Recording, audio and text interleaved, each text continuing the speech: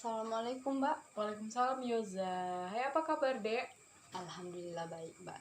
Ya, tadi dari mana? Dari rumah. Dari rumah langsung ke sini ya.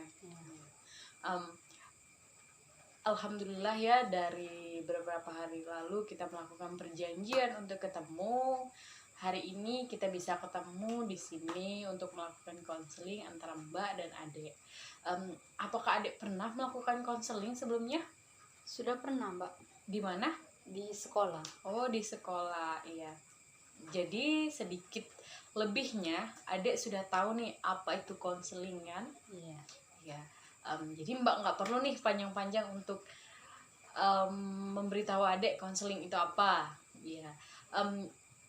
Jadi gini deh, biasanya Mbak dan klien Mbak itu melakukan konseling itu waktunya 15-20 menit, Dek. Nah, jadi Mbak harapkan dengan waktu yang sesingkat itu kita bisa melakukan konseling ini dengan semaksimal mungkin untuk menemukan titik terang dari permasalahan yang sedang Adek hadapi gini, yang mendorong adik datang ke Mbak. Ada yang ingin ditanyakan? Enggak, Mbak. Oh, enggak ya. Gimana, bisa gitu langsung kita mulai? Bisa, Mbak. Oh iya, silakan Dek. Jadi gini, Mbak. Ya. Saya itu mengikuti organisasi OSIS di SMA. Oh, OSIS, iya. Nah, waktu pendaftaran OSIS, saya bersemangat sekali mengikuti kegiatan OSIS. Dan entah kenapa saat ini saya merasa menyesal mengikuti gitu, Mbak. Kenapa, Dek? Kenapa menyesal? Kan bukankah organisasi itu hal yang positif nih buat Adek? Untuk hal positif, untuk menambah pengalaman memang sih, Mbak. Tapi menyesalnya itu tidak sesuai ekspektasi saya gitu, Mbak. Oh, tidak sesuai. Memangnya ekspektasi Adek tentang OSIS itu gimana nih?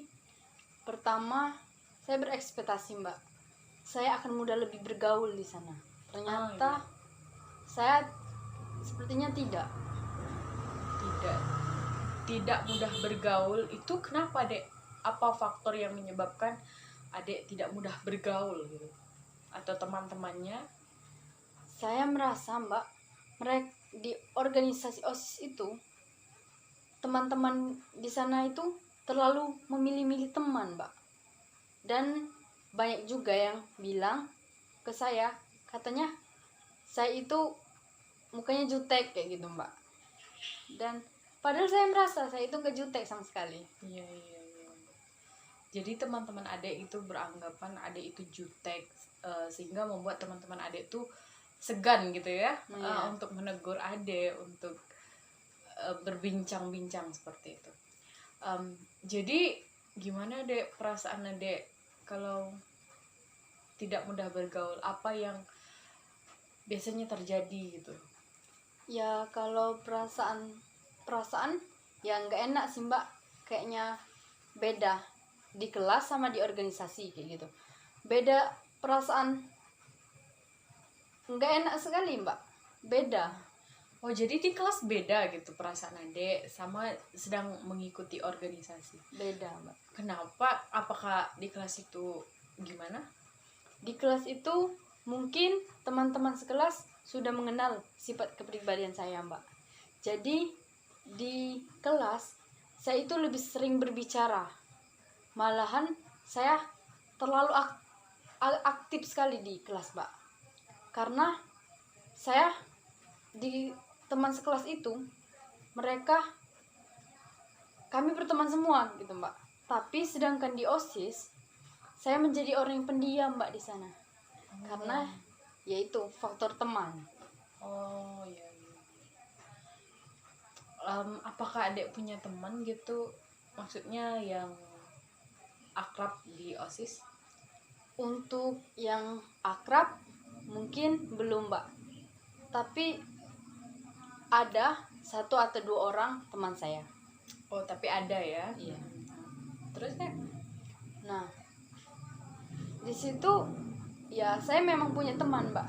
Tapi yang namanya orang sosial kan nggak mungkin ingin punya teman 1-2 orang saja. Iya, iya. Inginnya bergabung gitu ya.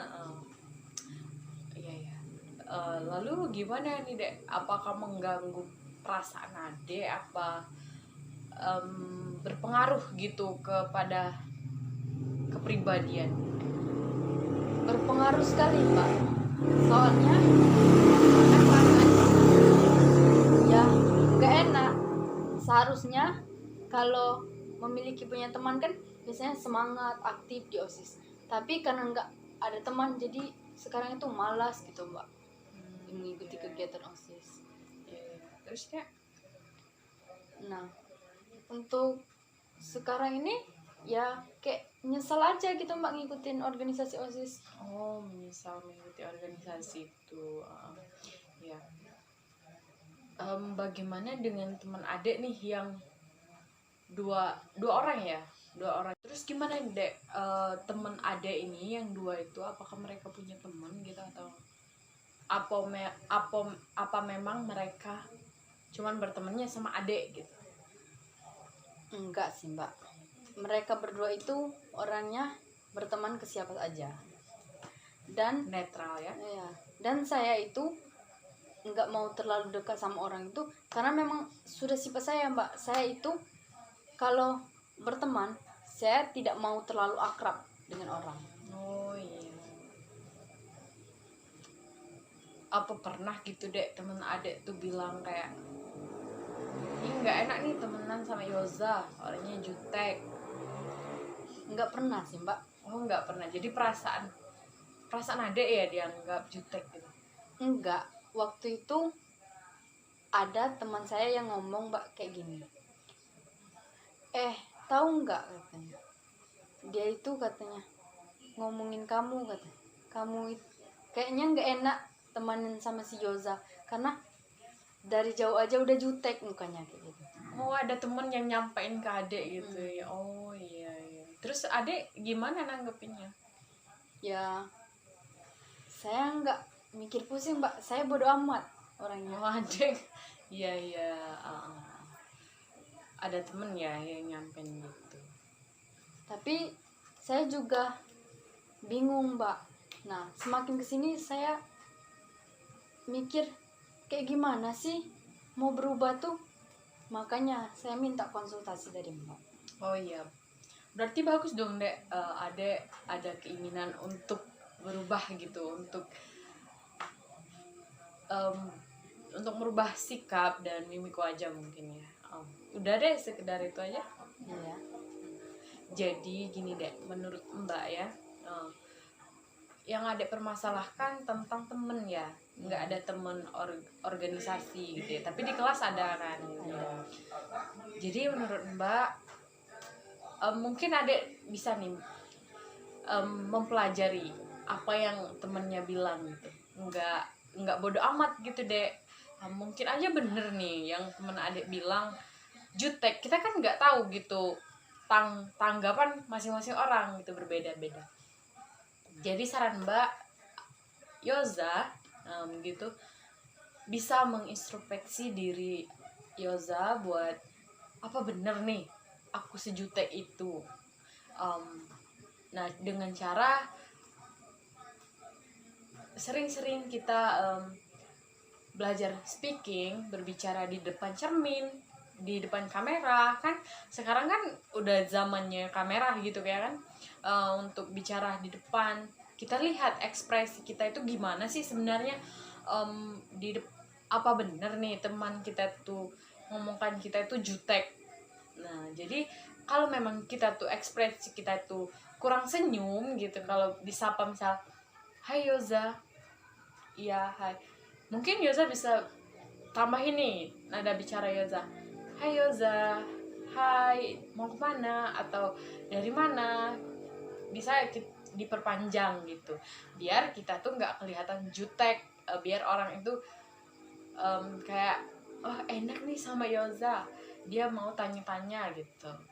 Menurut Mbak kayak gitu Dek, kalau misal jutek atau enggak itu mungkin perasaan kita enggak nih ya, perasaan adek gimana nih? Enggak kan? Enggak, Oh, Mbak. enggak. Iya. Perasaan kita enggak nih jutek sama orang. Tapi orang itu menganggap kita jutek nih sama orang itu. Padahal enggak. Nah, jadi mungkin lebih sering-sering nih kita menggunakan HP kita ini bukan buat untuk sosial media aja ini, buat TikTok gitu. Enggak, kita juga harus menggunakan sosial media itu dengan sejak mungkin, dengan cara mungkin untuk kamera kita bisa melihat ekspresi kita ketika kita berbicara gimana gitu. Terus ada lagi deh. Ada lagi Mbak yang mau minta sarannya. Gimana sih Mbak cara ngurangin rasa insecure ke orang tuh Mbak? Insecure itu kayak nggak percaya diri gitu ya. Iya. Dalam hal apa ini dek? Dalam Insecure-nya. hal fisik Mbak. Oh, hal fisik ya. Oke, ya mungkin insecure, nggak percaya diri gitu ya. Mungkin adek bisa nih cari temen gitu ya, yang membuat adek tuh nyaman dulu gitu kan. Setelah kita menemukan teman kita yang buat kita nyaman gitu, kita tanya sama teman kita,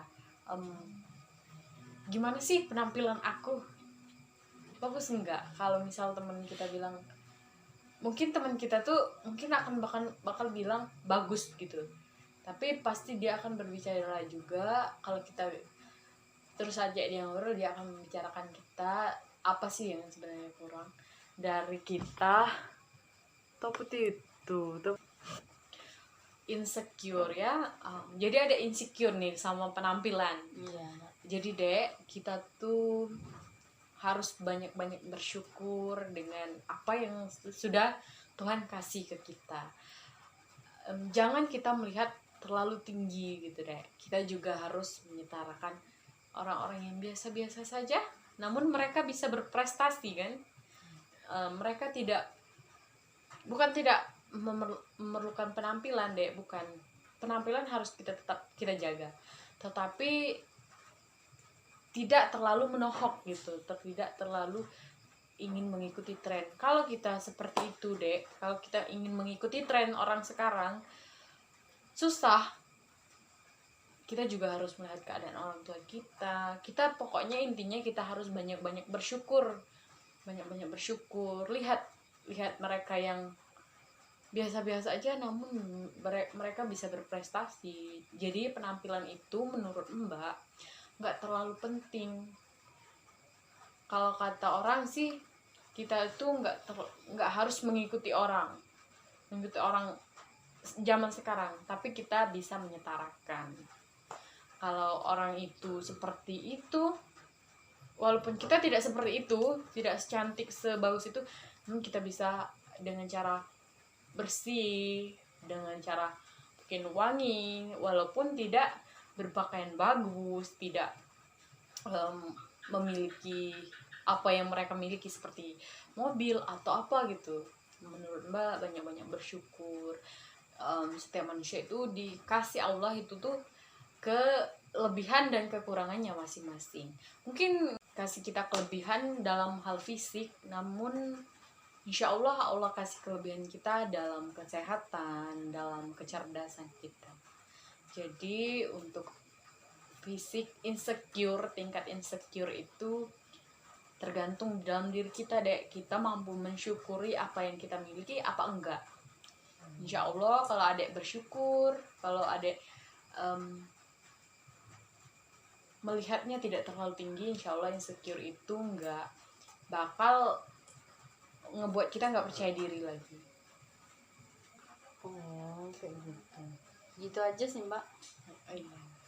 Oh iya dek, tambahan untuk permasalahan organisasi adek tadi kan kayaknya terganggu kan dengan teman-teman yang susah untuk bergaul gitu. Adek juga nggak pedean orangnya. Mbak saranin buat latihan speaking kan. Pertama latihan speaking, yang kedua sering-sering berbicara, Untuk organisasi tadi dek, tambahan mbak ya, pokoknya adek lakukan aja yang menurut adek benar gitu. Kalau untuk urusan mereka suka ke adek atau enggak, itu urusan mereka. Yang penting lakukan yang terbaik, lakukan yang positif dalam organisasi tersebut. Jadi untuk teman-teman mungkin belum sekarang deh, butuh proses teman-teman untuk saling memahami satu sama lain. Namanya organisasi kan, mengumpulkan orang banyak. Jadi wataknya pun beda-beda. Mungkin nggak sekarang adik bisa paham dengan kawan-kawannya, bisa nanti, atau kita nggak tahu gitu ya kan. Jadi yang mbak saranin adik harus percaya diri. Kalau misal kita aja nggak percaya sama diri kita, mana mungkin orang lain bisa percaya sama kita. Tapi kalau kita sudah percaya dengan keyakinan kita bisa, kita ini cerdas, kita ini mudah bergaul, sifat kita akan keluar dengan baik, dengan maksimal. Dan teman-teman mungkin nanti juga akan memahami gitu. Mungkin waktunya nggak cukup nih dek untuk kita konseling. Jadi mbak harapkan kita bisa janjian lagi nih buat membahas lagi permasalahan ini. Kalaupun cara itu menurut adek belum berhasil nih, enggak berhasil, atau kita bisa ketemu lagi, atur jadwalnya. Gimana dek, bisa mbak? Kapan misal? Setelah ini ya, setelah mungkin adek praktekkan dulu nih ya. Makasih dek atas waktunya sudah konseling sama mbak. Saya juga makasih mbak atas ketersediaan waktunya untuk saya. Iya, sama-sama dek. Mbak harap Yoza bisa percaya sama diri Yoza ya. Terima kasih. Terima kasih juga mbak. Kayaknya